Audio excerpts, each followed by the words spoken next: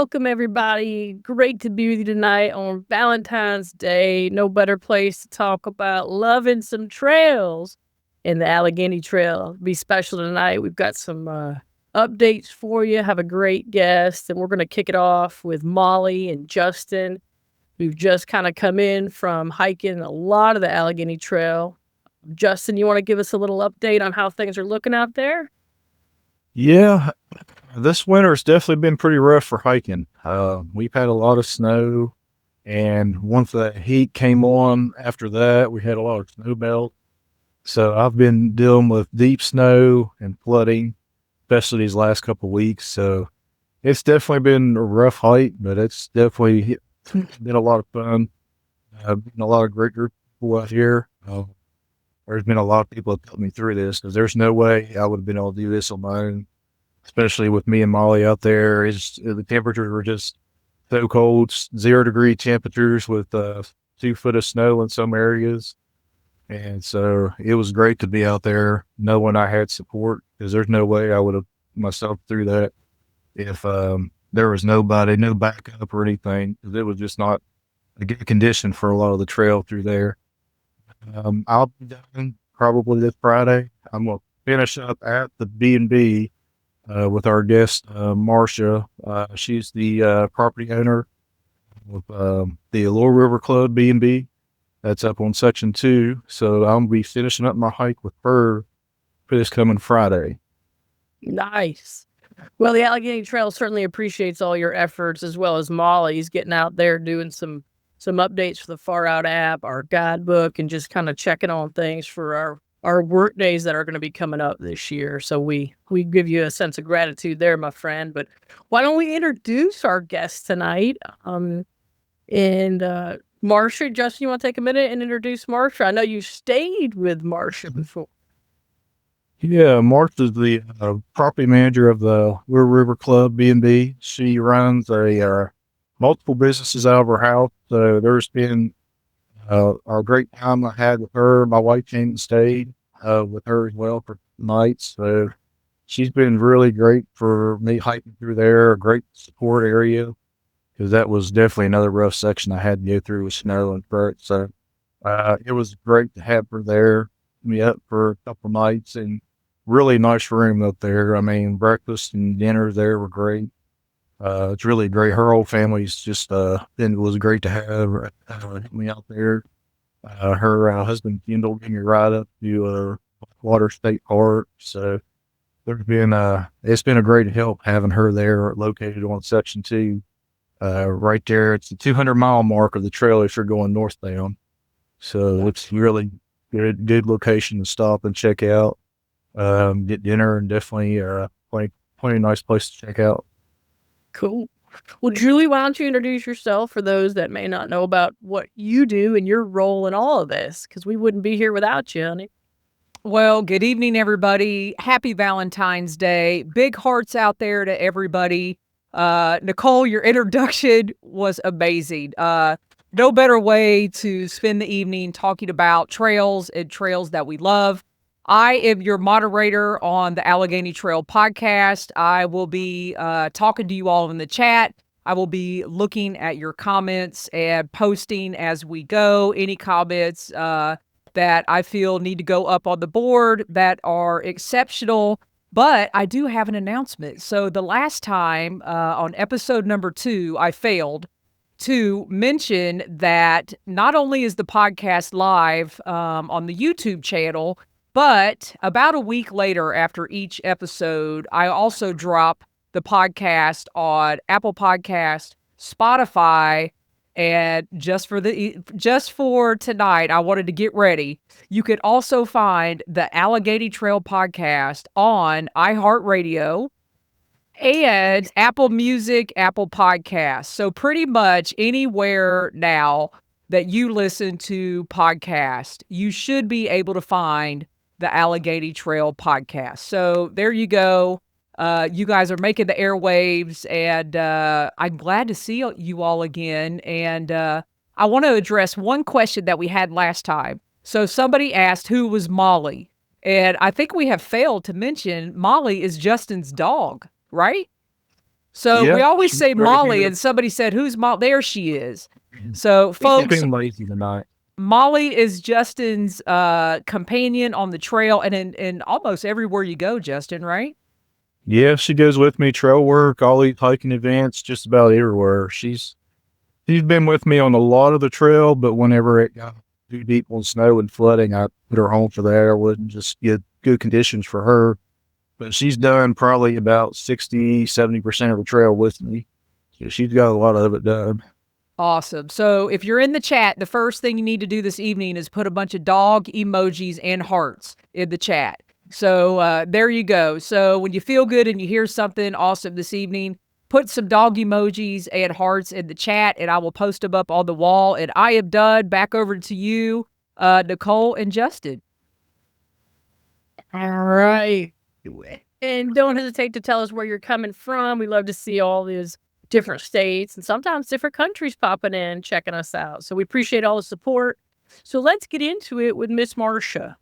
For those of you that don't know, Marsha's B&B is located in Section 2. And so that's in section like from Blackwater Falls State Park that runs down to essentially Cass State Park. And so it's about 92 miles within this stretch. And Justin, you want to talk a little bit about what that looks like? You recently did it. I mean, Cass to Durban, it's like 18 miles. No, not really any resupplies. You're not seeing a whole bunch of people on trail, pretty remote. And then you jump from Durban right over to Glady, same kind of thing, right? So when you get to an opportunity to run into the B&B, it's like, yes. Tell us what your Especially experience is like. going, yeah, especially when you're going northbound. Really, the last town you're really going through is Durban. So you've got a good section of trail that you really have. One of the more remote parts of the trail is especially as soon as you leave Durban headed north, you've got Shavers Mountain, and that really you remember most remote section of the trail. There's nowhere for people to come get you if something happens. So it's really just a section that really want to take care of going through there. So it's a really neat section. It's really the spruce, cherry trees going through there, really old growth. Going back through Narnia, you've got moss covered areas. It's really bright green, even in the wintertime. If I didn't see snow around, it looked like almost like a spring or summer because you got all that bright green moss through there. You get the spruce and everything, and you're really so green through there. But it's really some place you really got to be cautious for too. But once you go through there, you go into the Glady section. There's just no resupply there, nothing there at all. Going through the low levels through the Glady section, following the Cheat River. But once you make it through Glady, go up through Gladwin, you end up in Jenningston where the Little River Club BnB is. And by the time you get there, you're really ready for a good spot. Because, I mean, that's a good 3 to 5 days for an average hiker to get to. So you're ready for a stop, get a resupply point. She will also do shuttles.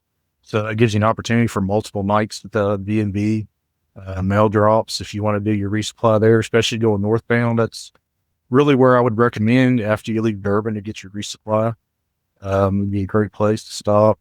Really good food. She really takes care of the hikers through there. She will do just about anything that she can to help out hikers through there. I really enjoyed my stay. So going north from there, you could spend probably 2 or 3 nights there.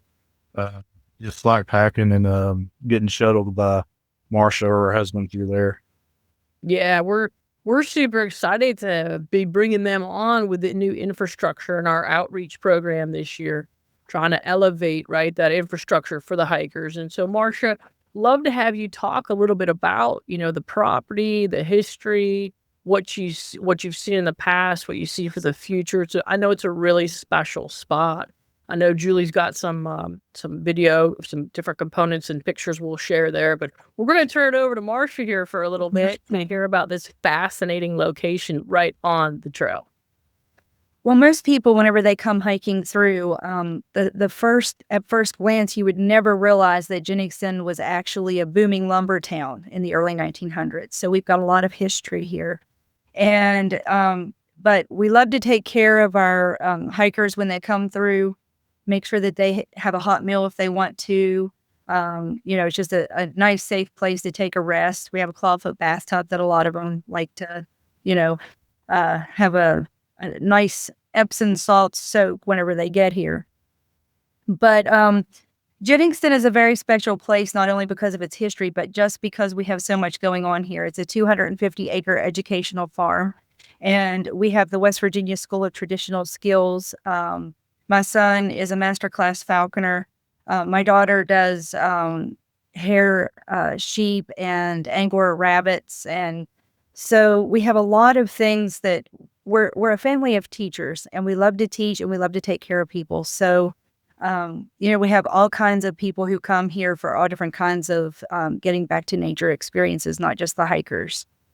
Fabulous. And so speak to a minute for us. That property's been around since 1905. Is that right? The early 1900s. The house was actually built in 1905. BW and Cortez Jennings came from Pennsylvania and built this lumber town. And it was a booming lumber town. 600 to 800 people lived here. The house was actually town square. And so it's hard to imagine that there was so much here. Whenever you come up the driveway, that's the old railroad grade. So we have pictures all throughout the house. Whenever you look out the window, you can actually look at a picture and then look out the window, and that's what you would have seen if you would have been here in the early 1900s. Nice. And so, the cool thing about not just hikers, but outdoor lovers, hunters, fishers, we've got mountain bikers, this whole area, right, of West Virginia is really an outdoor sort of paradise. And I know with agritourism, a lot of people from the cities come and they want to get a glimpse into nature and experience that. Tell us a little bit about your farm and the farm animals that are there, because that's really unique what's going on as a hiker. You're coming through being in the woods all the time, like what Justin and I just talked about, really being on your own in some of these remote areas. And then it's like, bam, you're on this beautiful farm. Yeah, we do. Everything is farm to table here. So we teach everything from animal husbandry to planting, harvesting, and preserving your own food. So it's taking a step into our lives whenever you stay here, and you can participate on whatever level you'd like. You can have whatever kind of a wilderness experience that you want. We teach people how to butcher and produce their own food on so many different levels that, we have people that come from DC, Pittsburgh.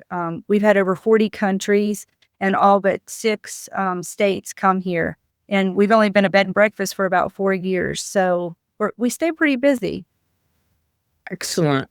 I love that. And so, for me, I'm going to have a choice where I can spend my money. I love to spend it with locals. I love to spend it with people that are conservation minded and aware, right, of what nature offers in terms of healing, in terms of relaxation. And one of the things we're doing on our end and reaching out on behalf of the Allegheny Trail and La Vista is trying to incorporate, some more local elements in our infrastructure.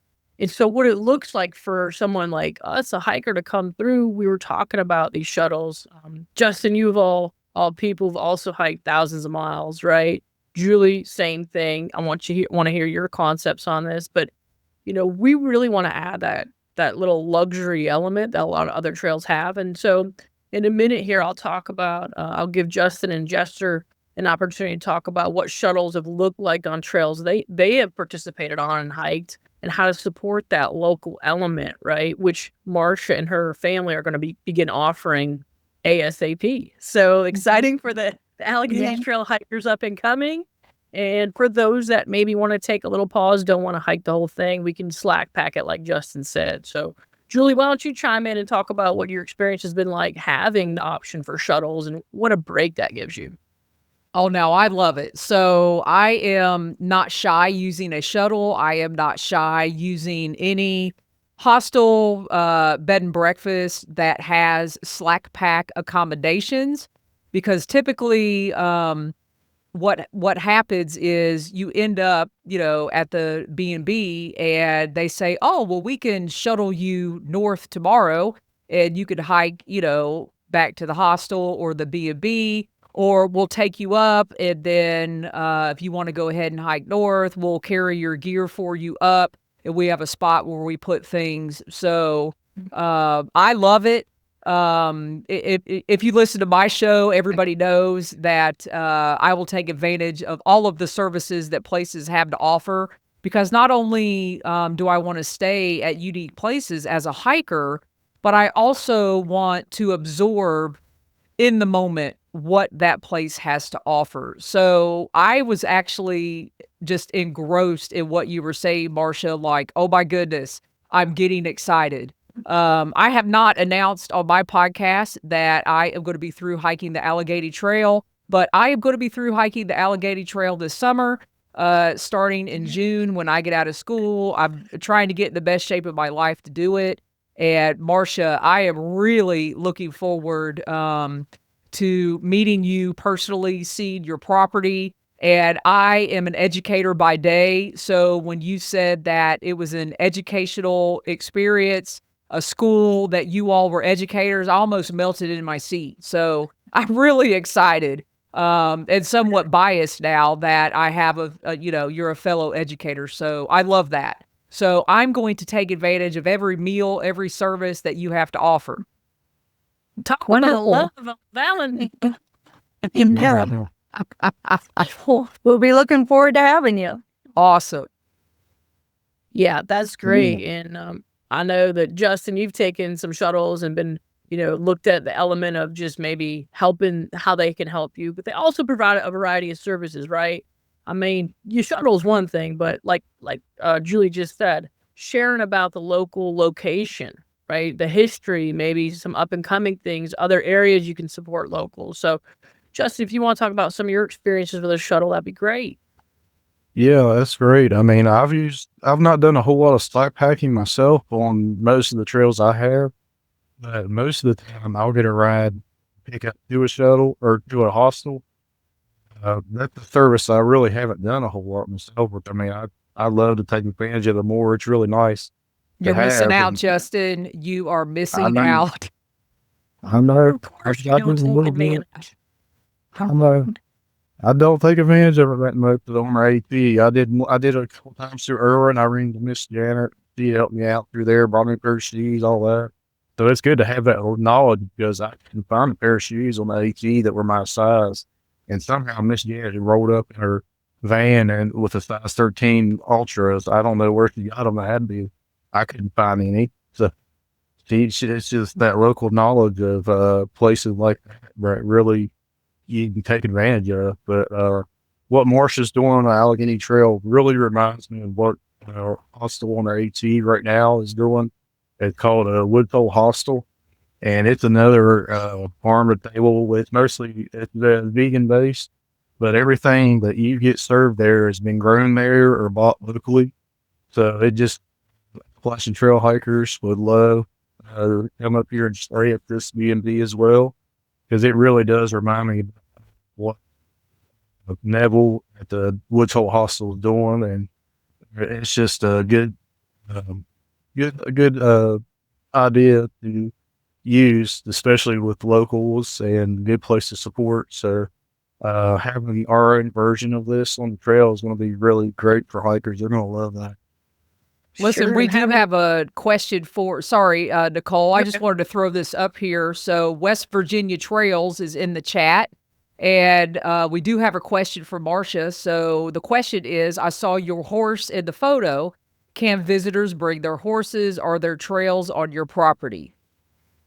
So we are working on trails on our property, and we do allow people to bring their horses and camp here. That's something that we would love to be able to help people find a safe place for their horses. And as far as the Allegheny Trail, I don't think that it's passable in the Glady section on horses, but there's a lot, not from Gladwin to Glady, but from Glady and on up. I think there's some trails through there, and eventually we hope to have trails on the property as well. Yeah, nice. Great. And I was just going to segue back to like refueling, right? As a hiker, when you're out there, man, having the opportunity to get some fresh food in the summer or whatever you're growing at, as opposed to like constantly, these Don't get me wrong, I love them. I love the packs. I love a lot of great companies out there. But after, 3-4 days of that, you're just, for me personally, I'm just like craving fresh vegetables, fresh something. And I know that's going to help me refuel and just make a better hike the next day for me. So that's, I know some of you may know out there, I haven't completed this section, but I will be this year because I'm completing the whole trail myself. So Marsha and I have been talking regularly about, popping through there and staying, and I'm probably going to slack pack as much as possible. Let's be real. Oh, we not only offer the fresh vegetables and stuff, but we also have our own freeze dryer. So we offer salads on the go that are also fresh off this farm. So we have a variety of different things that we can provide for the hikers that come through. Did I just hear awesome. salads to go? Salads Like on the for go. lunch? For my Yep. slack pack lunch? Yes. We freeze Okay. dry our fresh vegetables out of the high tunnel. So Get ready, Marsha. I'm coming. Get ready. Yeah.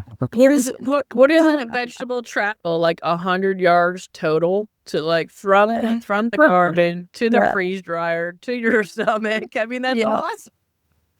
And, we have this, whenever hikers come here, we not only greet them and try to take good care of them, but we also spread the word that they're on the trail to the community. So, for an example, if we have Joe who just came in, we put that out there on Facebook. Hey guys, if you see Joe, he's an awesome guy. Beep, say hello, wave when you go by. So it brings awareness to our community, who the Allegheny hikers are and what they're doing. And I think that that's a real important thing because, for a long time, there wasn't a lot of awareness about the hikers. And now it's kind of like whenever they come through, we put it out there and, people will pull over and say, hey, you need anything? And hey, Joe. And, it's turned into kind of a really cool thing. Yeah, I had the mailman stop and say hi to me when I was hiking through there. Yeah, he just stopped. Was like, everything going good. He knew what I was doing. Just stopped making sure everything's going all right. Gotta love it. Small town connectivity. Marsha, I want to make a point too. We're all hikers on this podcast talking about hiking, but at the same time, we've got, families that are going to come out, right? That may not have seen their loved one for a couple weeks, couple days, whatever, making sure they're okay. We also have an opportunity. I mean, tell us a little bit about how many bedrooms are there and what's offered, maybe even outside for people. Yeah, we have 4 bedrooms here within the bed and breakfast, and then we have the dome. So big shout out to Brad in the Buff who stayed here, and his family came and stayed here and met him as he was hiking through, and they got to spend some time together, and his family gave him encouragement to keep on going. I think that's really important. That they got to stay here and then see him off the next day. So it was really good. So yeah, here's some of the pictures. We have the Salavera Suite, which has a king bed. Ella Jennings has a queen bed. We also have the Big Timber with twin beds and the Dry Forker that has a queen bed. Then the Dome, which is down in the middle of the hayfield, which is the most spectacular view of the stars. People come here from all over to get pictures of the stars down there. And so, we offer primitive camping as well for Allegheny hikers. Now, we don't advertise that. That's something that we do for our Allegheny hikers, give them a safe place to stay in case they don't want to stay in the bed and breakfast or the dome. Yeah, nice. And for those of you who don't know too much about the Geodome, that is glamping at its so that's It has the wood stove and a grill, and yeah, you're taken care of. In the summertime, you can just walk out to the river and jump in. The Dry Fork and Dry Fork River runs right through here, and then just upriver, it's the Laurel that dumps into it. So, sure. Mm-hmm. Yeah, that's good often for hikers, as you said. If a hiker has a dog, they can stay in the dome or the primitive campsite. That's right, Mark. Yes, correct. Yeah, that's super special. And I was going to say, just segue back to Brad and the Buff, you may have been the reason he's currently the fastest known hiker on the Allegheny Trail. And I'll go back to you, Mark. Yes, it was that Epsom salts bath and all those good vegetables that we gave him while he was here. Amen to that. That's great. So another element of what Marsha and her family want to bring to the table, right, is support. When we talk about hiker support, you're hearing a lot of the the front of it, right? But let's talk about the back end for a second. And so Marsha and her family have, really talked about what is maybe a next step for us to get involved and help out. And so if you want to share a little bit about what that looks like for you and your team, your family, Marsha, that'd be a great time. Yeah, we'd like to take it one step further. We're working to keep the Allegheny hikers safe, as well as, if they come in with any injuries or anything, we try to help them with, where they may need. But for those hikers who may feel, whenever they're coming through, like it's a dangerous situation or whatever, we're actually working to put a search and rescue team together. And starting out with Section 2, because that's what we know. My husband is a bear hunter. He knows these woods like the back of his hand. And so, we would like to provide that extra step in care. And not only that, but we would like to adopt a section of Section 2. We're going to start small and then work our way out. And, but we would like to adopt a portion of the trail to actually, help take care of it and keep an eye on it if there's issues or, what needs to happen. So with that. Yeah, that's amazing. I mean, what more could a trail organization ask for than support, right? An interest like this is just fantastic. We can't thank y'all enough for your interest. And another component, if you want to run through some of your offerings, maybe for, say, the husband or the wife that wants to hang out and meet their family, you have a couple of unique programs. I'd love for you to specifically talk maybe a little bit about Moderator. Yeah, we do have Mama Bear Protection. I'm a USCCA certified instructor, so we take that one step further to keep people safe. I can teach concealed carry, emergency first aid, and all the different kinds of classes that go out there to keep families safe around firearms. West Virginia is an open carry state, so your chances are you're going to encounter a firearm. So whether you actually carry a firearm or not, being safe around one is very important. And it can keep your family safe, taking the different classes that we offer. Yeah, because, we've got hikers on trail going through a variety of areas and a variety of different hunting seasons, right? And so we obviously urge people to wear our blaze orange, be safe. And I just, as a hunter myself, I think it's really important that people talk about education. If you ever walked up on a situation or something or found something yourself, there's a lot to be said for understanding safety in general. Not that you have to go do it yourself, but, these are some fantastic options, not just for the hiker. I mean, I could see, people coming here, Marsha coming hiking a little bit, and then maybe as a girls' event or, something fun just with the ladies coming in and learning in a safe space with a female instructor and taking that next step of understanding. So appreciate that very much as well. And I know in the future, we may have an opportunity for those of us on our team in Allegheny Trail and in the community to come up and get our CPR certifications, which is another big step with our Sawyer program. And as we bring more Sawyers on board, again, to accent that infrastructure moving forward here for our next 50 years, because y'all know we're celebrating our 50th. Yeah, it's exciting.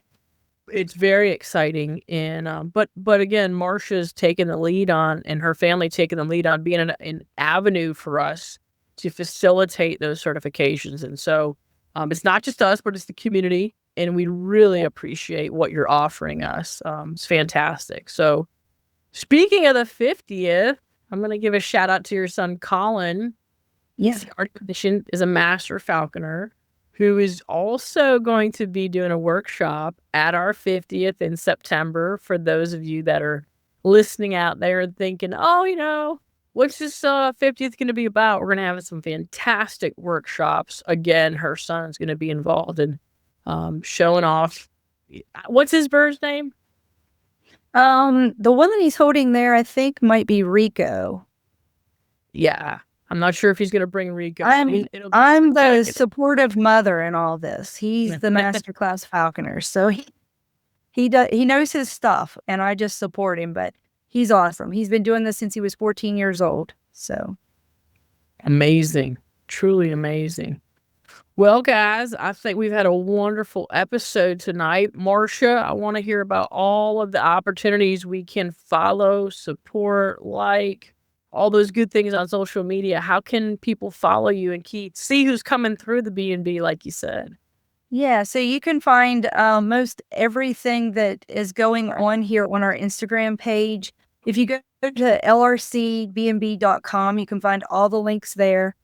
You can find all the links to all the businesses that we're doing, all the classes. You know, we try to keep everything posted really well so people can plan and just come stop in and see us, and we'll help you plan your trip. Even if you come and you don't really know what's going on, there's always something going on here. Well, we do have a question. We do have a couple questions ahead. before Nicole ends the show here. Stella wants to know, and Stella will be with me when we come through.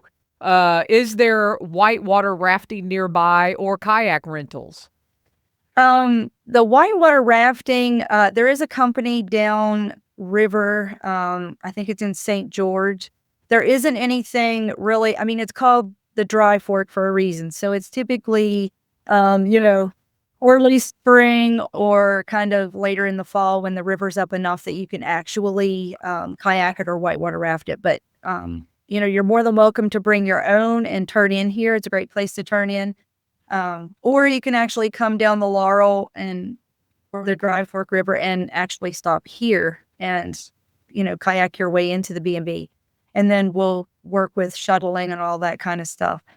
But that would be more of a seasonal thing. But we could definitely hook you up with some people who, that's their field. Awesome. And Nicole, Blue Blaze and Beyond wants to know when that registration is going to be open. I think you got people waiting. Hello. You're talking my language. Okay.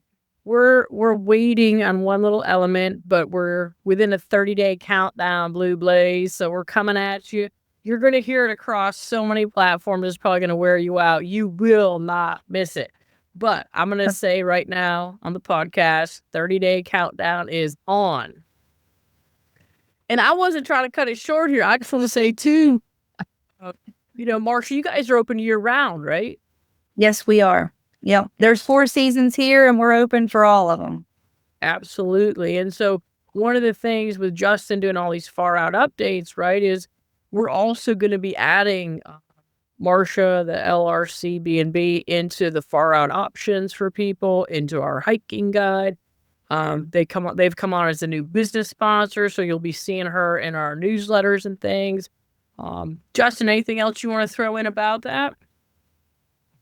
Yeah, those updates. I'm hoping to be live this spring. So, people getting ready to start their thru hike, maybe early April, May. So they'll be able to benefit from these updates by then. So just keep looking forward to it. It'll be announced too. So we'll have these updates announced before everybody gets going out there on their hiking season too. Yeah, and that's another thing that we've also done is met with the Canaan Valley Volunteer Fire Department about the Far Out app. And we've put that on their radar to also help with any type of search and rescue or any kind of emergencies. So we're all working very hard to put a plan in place because we know that this Allegheny Trail is going to become even more popular than it is now. And it's always better to have those things in place before you need them than, when you need them and you don't have them. Absolutely. Definitely. And speaking of, safety and all of this, I just want to give a shout out on Valentine's Day again for the love of the trails. Jester Wallace Productions put out the Safe and Found, which has been tremendous. We had it in our last newsletter. For those of you that aren't on our newsletter right now, it's hikethealleghenytrail.org. In the upper right, you can sign up for the newsletter. It's free. But Julia, I'd be happy to have you throw that up in the chat again for people. This documentary is made with such conviction about helping people, right? There's such a an element of pass this on, share this information. And Marsha, this fits right up your alley, and I know your husband's alley, your family's alley, right?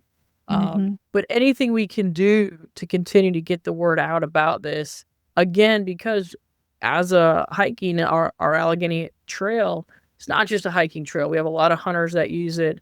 Kayakers, like you said, people coming by your place. Anytime we can get the word out about this documentary, it's really powerful. I know I've been trying to share it myself personally, but here's somebody in our community that is going to put her life and her family's life on the line for us. So I just want to give those acknowledgments, right, and true appreciation for taking that next step to ensure when people come to West Virginia that they return home safely. So a debt of gratitude there for sure.